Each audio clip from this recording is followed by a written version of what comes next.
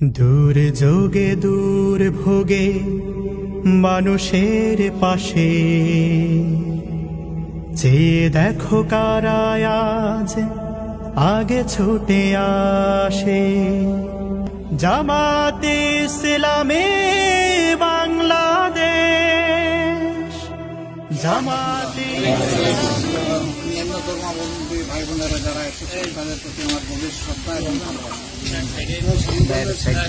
সবাই কেমন আছেন? আল্লাহ তাআলা যে আলোকেই রাখেন তার ইচ্ছা, আর আল্লাহর ইচ্ছার উপর সন্তুষ্ট থাকলে আল্লাহ খুশি হন। আল্লাহ যাদের উপরে খুশি হন তাদের উপরে আল্লাহ তাআলা তার পক্ষ থেকে সাহায্য এবং রহমত পাঠান।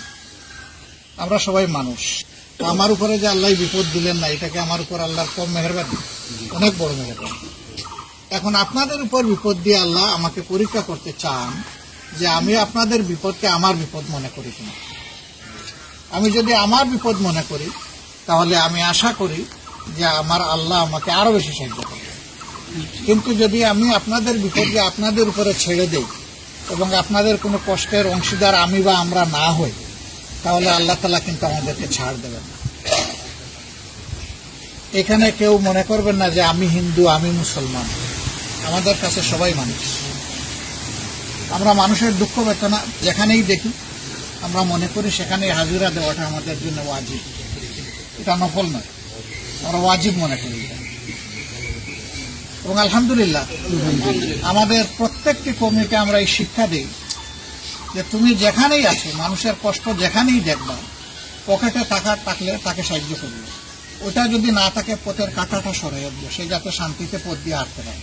একজন মানুষ বোঝা বহন করতে পারছে না, তুমি দেখতেছো তার কষ্ট হচ্ছে, পুরুষ হোক মহিলা হোক, বয়স্ক হোক কম বয়সী হোক, তুমি তার সাহায্য করো।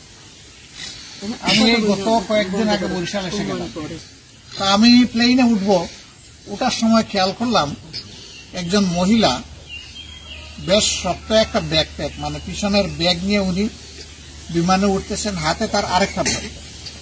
এখন ওই ব্যাগের ভারে তিনি একদিকে কাত হয়ে পড়ে যাবেন এইরকম অবস্থা। অর্ধেক সিঁড়ি উনি উঠে গেছেন, আমি শুধু দেখলাম। এখন ভিতরে উঠে তিনি তার যে ভারী ব্যাগটা উপরে রাখবেন বাকেটের মধ্যে, এটা উনি পারছেন না। আমি বললাম যে আপনি যদি অনেক কষ্ট না নেন আমি একটু সুযোগ নেই। উনি আমার দিকে তাকাইয়ে বললো যে আপনি মুরব্বী মানুষ। আমি বলবো না, আমি তো মুরব্বী নই, আমি জোয়ান, আমাকে সুযোগ দেন আপনি। হোস্টেজ আসে পাশে, বিমানবালা আইসা বলতেছে এটা ঢুকবে। আমি বললাম যে দেখি আল্লাহর নাম নিয়ে চাপ দিই ঢুকে কিনা, ঢুকে গেল আলহামদুলিল্লাহ। যখন বিমান এসে থামলো বরিশাল এয়ারপোর্টে, আমি তখন নিজেই ওটা আবার নামাইয়া ওনার হাতে দিলাম না। উনি বললো যে আমার হাতে দেন। আমি বললাম যে আপনি পড়ে যাবেন, আমি এখন আপনার হাতে এটা দেবো না, এখন এটার মালিকানা আমার। আপনি যখন লাউঞ্জে যাবেন, এই বিমান থেকে নেমে বিশ্রামের জায়গায় অথবা আপনার আপনজনের কাছে যাবেন, তখন আমি আপনার হাতে এটা আবার দিয়ে দেব। বের হয়ে আসলাম, বিমান থেকে নামার পরে উনি বলতেছেন এখন আমার হাতে দিন। আমি বললাম না, এখনো আপনি নেওয়ার সময় আপনার আসেনি। তো উনি আমার দিকে ফেলফেল করে তাকাইতেছেন। তখন সঙ্গে আর একজন ছিলেন, তিনি আমার পরিচয় দিয়ে বললেন যে ইনি অমুক। মহিলা দিকে আরো অবাক হয়ে তাকাইতেছে, মানে অমুক লোক আমার ব্যাগ বহন করবে, আমার ব্যাগ বুঝা নিবে, এটা কি হয় নাকি? বাইরে আইসা দেখি যে ওনার স্বামী আসে নাই। উনি ফোন দিচ্ছেন তুমি কোথায়? তো উনি বলতেছেন যে আমি আসতেছি, অমুক জায়গায় আটকা পড়ছি। আমি বললাম যে আমরা কি আপনার জন্য অপেক্ষা করব না আপনি এখানে বসে অপেক্ষা করবেন? বলে যে না, এখানে বসে। বলে এবার ব্যাগ আপনাকে আপনি। এখন এই মহিলা, আমি যদি ব্যাগটা বহন নাও করতাম তার, সে তো কষ্টে মষ্টে এটা কান্ত।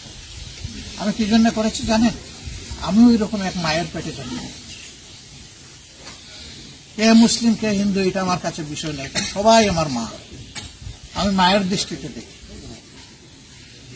আমি আমার সহকর্মীদেরকে বলি, সাধারণ মানুষকে বলি, মহিলাদেরকে মা হিসাবে দেখবা। একজন বলছে যে স্ত্রীকে কি হিসাবে দেখবো? বলে তোমার সন্তানের মা হিসাবে দেখবা। তুমি তোমার মাকে যেভাবে শ্রদ্ধা করো, তোমার সন্তানও তার মাকে সেইভাবে শ্রদ্ধা করে। ওই শ্রদ্ধার জায়গা থেকে তাকে দেখো। আমাদের সমাজে এ নিয়ে অনেক বিপর্যয় হয়। মায়ের দৃষ্টিতে দেখলে শয়তান আমাদের কাছে আসবে না। সম্মানিত ভাইয়েরা, যেদিন আবহাওয়া অ্যালার্ট দিচ্ছিল, এটা তো আরো এক সপ্তাহ আগে থেকে দিচ্ছি, আমরা খেয়াল রাখছিলাম ওই দিকে বাতাস যেদিন শুরু হবে, ঘূর্ণিঝড় যেদিন এখানে হামলে পড়বে, আমরা নিয়মিত যোগাযোগ রাখার চেষ্টা করেছি 12টা জেলার সাথে। পরে আরো 4টা জেলা যোগ হয়ে হয়েছে 16 জেলা। কক্সবাজার থেকে শুরু করে একদম সাতক্ষীরা পর্যন্ত এই বেড়টা সমুদ্র উপকূল পুরাটা। আল্লাহর অশেষ মেহেরবানি যে যেভাবে আবহাওয়াবিদরা আমাদেরকে সতর্ক করছিলেন এবং আশঙ্কা করছিলেন, আল্লাহর মেহেরবানি সেই তুলনায় কিছুই হয়নি, আলহামদুলিল্লাহ।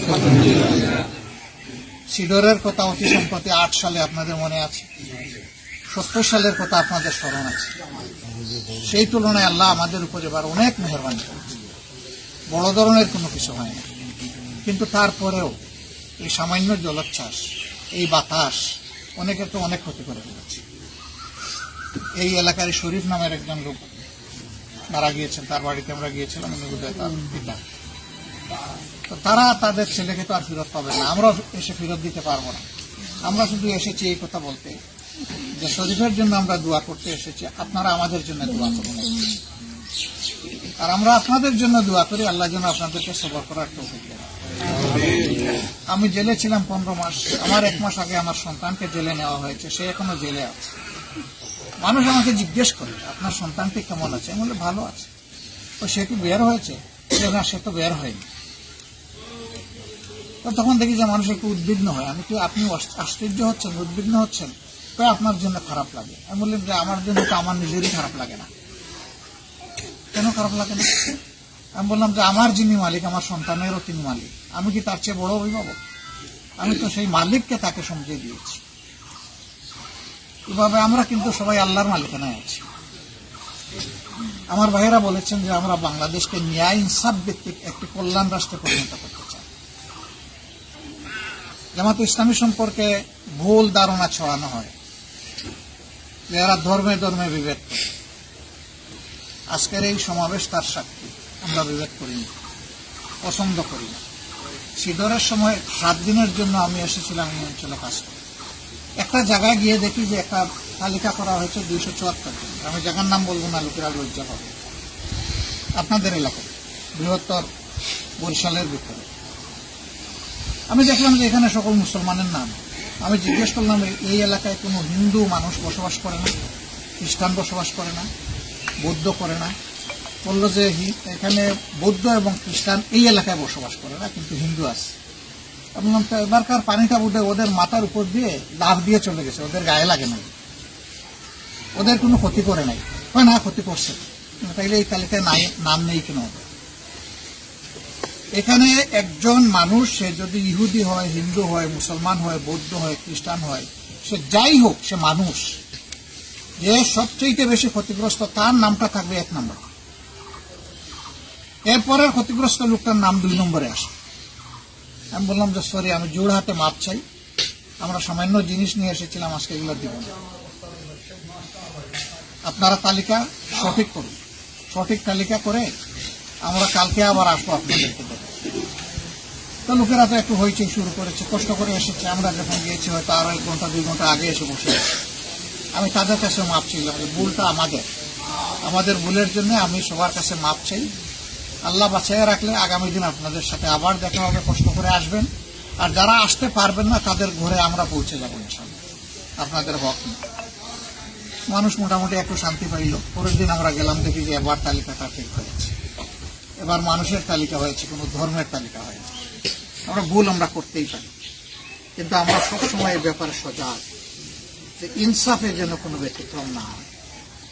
আল্লাহ খাওয়ানোর সময় আমার এই বোনদেরকে খাওয়ায় না, শুধু আমাদেরকে খাওয়ায় না, সবাইকে রিজেক্ট দেয়। তো আমি কে তাদের রিজেক্ট বন্ধ করা? আমি কে এই তালিকা থেকে তাদের বাদ দেওয়া? আমরা এইভাবে একটি দরদি সমাজ চাই, যে সমাজ প্রত্যেকটা মানুষকে মানুষ হিসাবে সম্মান করে। আর এই দিন যখন আমরা সামনে দেখব, সেদিনই সত্যিকার অর্থে একটা কল্যাণ রাষ্ট্র। এই কল্যাণ রাষ্ট্রের জন্য জাতি, ধর্ম, দল, মত নির্বিশেষে আমরা আপনাদের সহযোগিতা চাই। আমি আজকে সরকারের বিরুদ্ধে কথা বলতে আসিনি, এটা আমার দায়িত্ব না। তবে আশা করব সরকারের দায়িত্ব আছে, সরকার যেভাবে নির্বাচিত হোক দায়িত্ব আছে, সরকার যেন তার দায়িত্বটা বিপন্ন মানুষের জন্য পালন করে। আমরা একটা দল, আমাদের কর্মীরা, আপনারা শুভাকাঙ্ক্ষীরা অল্প অল্প আমাদেরকে প্রতি মাসে সবাই সাহায্য করে, তাদের পকেট থেকে, তাদের কষ্টের রুজিতে। আমরা এগুলা দিয়ে আমাদের দলীয় কাজের পাশাপাশি মানুষের কষ্ট, দুঃখ, দুর্দশা যেখানে আমরা দেখি, চেষ্টা করি আমরা হাজির হয়ে যাব। আজকে এইভাবেই এসেছি। যে সন্তানটা আমার এই ভাইয়ের ইন্তেকাল করেছে, আমরা দোয়া করি আল্লাহ তাআলা তাকে শহীদ হিসাবে করুন, ক্ষমা করুন, তার কবরকে আল্লাহ প্রশস্ত করুন, তার কবরের উপরে আল্লাহ রহমত নাজিল করুন, তাকে আল্লাহ তাআলা জান্নাতি মেহমান হিসেবে কবুল করুন, তাকে আল্লাহ তাআলা জান্নাতের নাজ নিয়ামত দান, এবং তার আপনজন, মাতা পিতা, তার স্ত্রী, তার ছোট্ট একটা বাচ্চা, আমার খুব খারাপ লাগতো, 2-2.5 বছর হবে বয়স, সেটা এতিম হয়ে গেল, সে আর বাবা ডাকবে না, সেই পর্যায়ে পড়ে গেছে। আমি এই ভদ্রলোককে অনুরোধ করেছি যে এই মেয়েটাকে এবং এই শিশুটাকে এমনভাবে মায়া করবেন যেন সকল দুঃখ তারা ভুলে যায়। আল্লাহ আপনাদেরকে তাওফিক দান করুন। আমরা সামান্য একটু কিছু ভাই হিসাবে আপনাদের কাছে নিয়ে এসেছি। এটা বলতে আমার শরম লাগে, এটা দিয়ে আপনাদের দুঃখ দূর হবে এটা মনে করি না, কিন্তু এটা দিয়ে জাস্ট আপনাদের বিপদে আপনাদের সাথে শরীক। আপনারা যদি খুশি মনে কবুল করেন আমরা কৃতজ্ঞ হব। আমরা দয়া দেখাতে আসিনি, বরঞ্চ দায়িত্ব পালন করতে আসি। এতে দায়িত্ব পালন হয় কিনা আল্লাহকে ভয় করছি। যদি আল্লাহ ধরে ফেলে তো তোমরা আরো একটু বেশি দিতে পারতা কিনা। তবে আমরা আমাদের সামর্থ্য সর্বোচ্চ বিবেচনায় এই কাজটা শুরু করেছি, এবং আমরা চাই যে সমস্ত বিপন্ন মানুষের কাছে কোনো না কোনোভাবে আমরা পৌঁছে যাই। আমরা সরকার নই, কিন্তু আমরা দায়িত্বমুক্ত নই।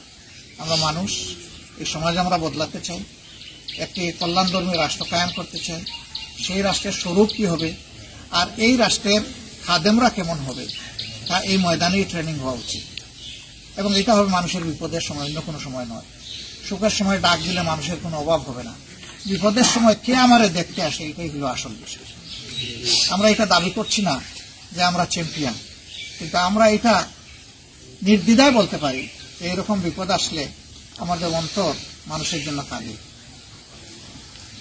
যে আল্লাহ তুমি একটু তৌফিক দাও না, মানুষের জন্য একটা কিছু করি। আপনারা দোয়া করবেন আমরা যেন মানুষের কল্যাণে নিজেদেরকে উজাড় করে দিতে। এই এলাকার জন্য দোয়া করি আল্লাহ এই এলাকার পর্বত এবং রহমত নাজিল করুন। আপনারা মূল্যবান সময় এখানে এসে দিয়েছেন, আমরা কৃতজ্ঞ।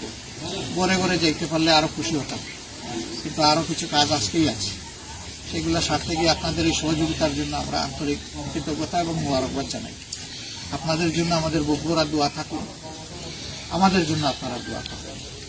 আমরা যে একটা কল্যাণ রাষ্ট্রের স্বপ্ন দেখি, যেই রাষ্ট্রে মানুষে মানুষে কোনো হিংসা এবং ভেদাভেদ থাকবে না, সেই রাষ্ট্র কায়েমে আপনাদের আমরা কলিজার ভিতর থেকে, অন্তর থেকে আপনাদের সহযোগিতা আমরা কামনা করি। আপনারা আশা করি আমাদেরকে সহযোগিতা করবেন ইনশাআল্লাহ। সবাইকে ধন্যবাদ। আসসালামু আলাইকুম ওয়া রাহমাতুল্লাহ। মাজলুম অসহায় মানবতার ডাকে, মাজলুম অসহায় মানবতার ডাকে, সবার আগে দেখো তাদের পাবে। জামাতের কর্মীরা সারা পৃথিবীতে কালেমার দাওয়াত দিয়েই যাবে।